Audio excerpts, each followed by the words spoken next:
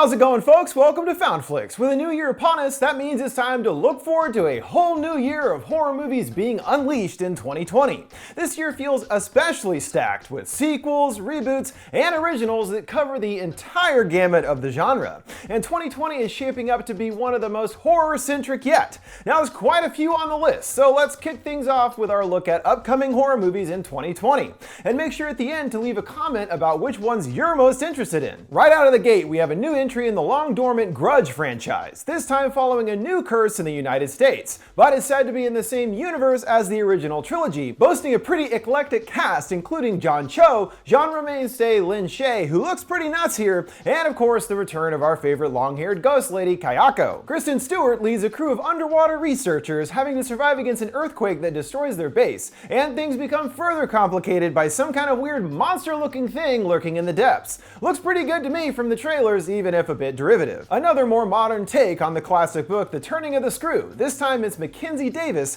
as a naive governess who is tasked with caring for two odd children, including ya boy Finn Wolfhard. But she starts to learn there's something very off and possibly evil about the children. Yep, they're evil. In Gretel and Hansel, from director Oz Perkins, who is behind The Black Coat's Daughter, he flips the script on the classic fairy tale of two stupid kids that get duped by an evil witch. This looks to be going for a more disturbing horror vibe, and overall the tone and atmosphere made it seem like it was kind of going for an A24 kind of vibe, which is not necessarily a bad thing. From the same team that brought us the excellent Goodnight Mommy comes their English language debut The Lodge, which sounds a bit similar in some ways to their previous effort. When a new girlfriend and children are left at their remote winter cabin over the holidays, a blizzard traps them inside as terrifying events summon specters from Grace's dark past. I was excited for this just because of Goodnight Mommy, but this looks to deliver on that same kind of peculiar psychological tension they do so well. Blumhouse making a horror thriller update of the campy TV series Fantasy Island? Sure, why the heck not? And throw Lucy Hale in there too. People love that Truth or Dare movie, right? No thanks. Probably the only one on the list I won't go see. Yes, kids, dreams do come true, and there's a sequel to 2016's The Boy heading our way this February, for some reason starring Katie Holmes. Following a new family that moves into the Hillshire mansion where he lives, I'm very confused by everything about this, considering the first movie ended with the house burning down. The new Invisible Man from Upgrade's Lee Winnell and starring Elizabeth Moss looks like a much more intelligent way to work within the Universal Monsters universe. The less said about that Tom Cruise mummy, the better. Here, Winnell has given the classic villain a new role as an abusive boyfriend, with his invisible terrorizing of his ex now a battle of holding on to her sanity. And this does look to be an effectively creepy and thrilling new take on the character. While I don't really feel that A Quiet Place needed a sequel, I am interested in seeing this follow-up and how it expands on the little tidbits of the universe set up in the first film. And we don't know too much about the plot, but still features Emily Blunt leaving her surviving family members facing all kinds of new threats, I'm sure, including other survivors, like Cillian Murphy. Unbelievably, Fox's more horror-centric comic book movie, The New Mutants, is supposedly actually coming out this year, after being delayed and almost completely forgotten in the shuffle of Disney's takeover. But here we are, and maybe after all this time and reshoots to play up the horror aspects, this will actually be a compelling combo of comic books and horror. Or maybe it'll be a big fat turd, which wouldn't really surprise me at this point. I honestly hadn't even heard of this one until I kept seeing the trailer in theaters. And every time I'd be like, what the hell is this? And at the end always go, oh right, that Antlers movie, with a mysterious creature that escapes its confines and wreaks bloody havoc on a small Oregon town. Probably one of my most anticipated of the year. Musician Janelle Monáe stars in the incredibly trippy looking Antebellum, where a successful author finds herself trapped in a nightmarish reality and must find a way to break free of the horrors at hand. This doesn't tell us too much about the plot specifics, but the atmosphere and style on display in the trailer makes this look to be a stimulating and bizarre psychological thriller experience. You can't keep Jigsaw down, and guess what? He's back again. We don't know much about the upcoming next chapter in the lengthy Saw franchise beyond the extremely bizarre fact that comedian Chris Rock is the one who concocted the idea for it,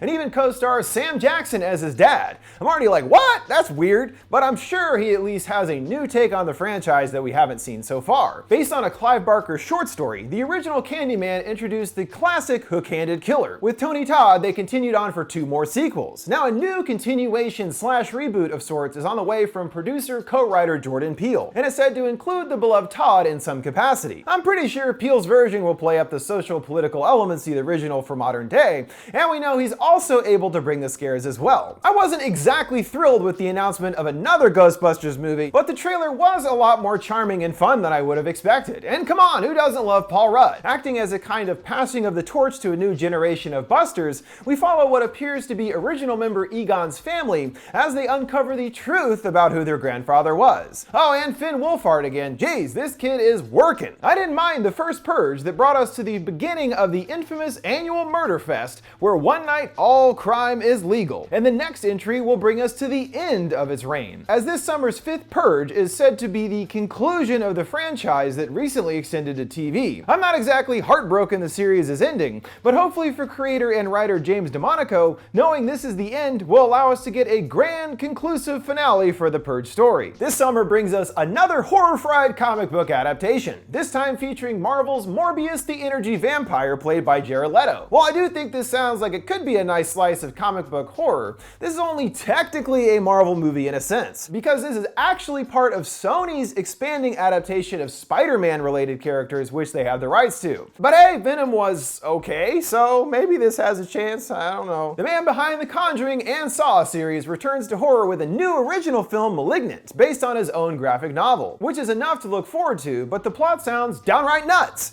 featuring a cancer patient who discovers his tumor is actually a mysterious parasite that grants him otherworldly powers, sending him into battle against an evil underground society, all while unlocking the secrets of his forgotten past. What the actual hell? That shit is nuts, Wan. Please make that movie right now. Clunky title aside, and with no James Wan returning, I am still excited for the long-awaited third Conjuring film. It's nuts that we got 3 Annabelle movies before a third entry in the flagship series, but hopefully this means they took their time to make sure the new one measures up to the first 2. The Devil Made Me Do It follows another real-life Warren case, this time being a man on trial for murder, using the defense that he was under an evil spirit's influence, and is said to switch things up to more of a courtroom thriller, which is probably a good thing to switch up the formula at this point. Edgar Wright hasn't made a bad movie so far, and I'm confident his latest, the straight psychological thriller Last Night in Soho, won't disappoint. We know that it involves time travel in some capacity, with our lead character played by Anna Taylor-Joy afflicted with nostalgia for the swinging 1960s London. When she gets her wish to travel there, it becomes more dangerous than she could have imagined. A remake of the 1990 children's classic starring Angelica Houston, this new take on the Roald Dahl's book has Anne Hathaway stepping into Houston's shoes as the Grand High Witch, and hails from visual effects loving director Robert Zemeckis, who, even though he hasn't really captured the magic lately of his earlier career,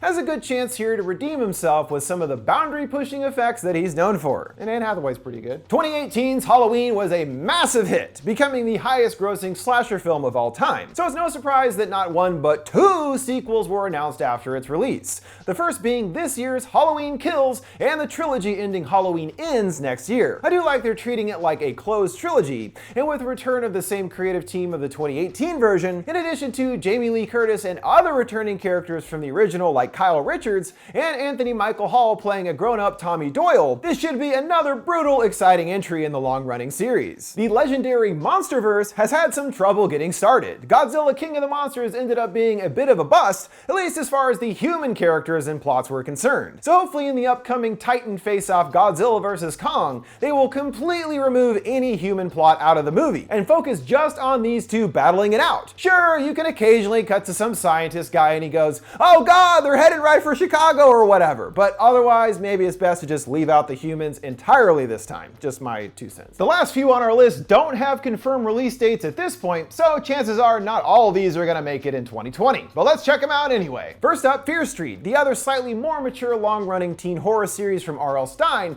is getting a big screen adaptation just as Goosebumps before. One of my most anticipated, the newest from Justin Benson and Aaron Moorhead, SYNCHRONIC is all about 2 paramedics whose lives are ripped apart by a series of horrific deaths caused by new designer drugs. Sounds like they're taking things more in a sci-fi direction, which I am totally fine with. It looked like for a while the leather mask wearing killer The Collector was finished, but fortunately a new entry, The Collected, is in production now, and picks up after the events of The Collection, putting the killer on the defense after getting captured by his longtime adversary Arkin. The sadistic and juvenile Art the Clown is back in the bigger and more violent Terrifier 2, where Art is resurrected by a sinister entity and begins to hunt down a brother and sister on Halloween night. night.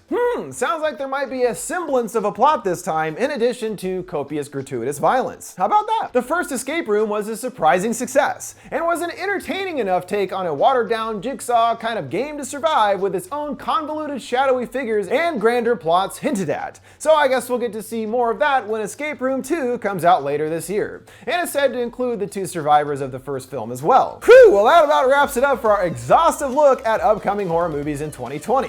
Which ones on the list are you most looking forward to? Let me know your thoughts in the comments below. Make sure to like, subscribe, and follow. Thanks for watching FoundFlix. See you next time.